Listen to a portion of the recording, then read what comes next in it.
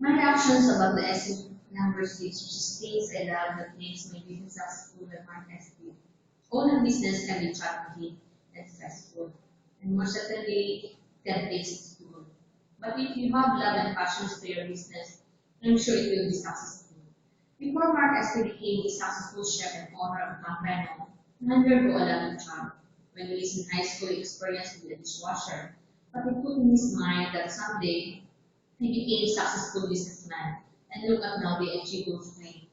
One thing that I admire him is he loves his customer and employee, and I know he's a good chef, and most of his customers satisfy him the way he cook, his food, and dealing with person.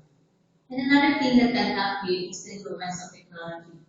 You cannot market your business in that area but through Facebook, Twitter, your business known in some other places or countries. Because in a competitive marketplace where businesses compete for customer satisfaction is seen as a key differentiator. Businesses who succeed in this cutthroat environment are the ones that make customer satisfactions a key element of their business strategy. Then treat your customer like that they are your boss. Do everything that your customers satisfy. Therefore, in business world, if you want to be a successful one, you do your best. Don't stop learning because in every day, in everything you do, there's a learning process. It is important that you know the fundamentals of running a business.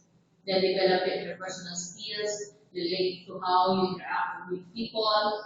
Not only do you need these skills to manage your employees, but also to negotiate deals and contracts, communicate effectively with the public, and network with other industry professionals. Finally, pursue your dreams of business success with passion. It is not enough to just want to be an entrepreneur.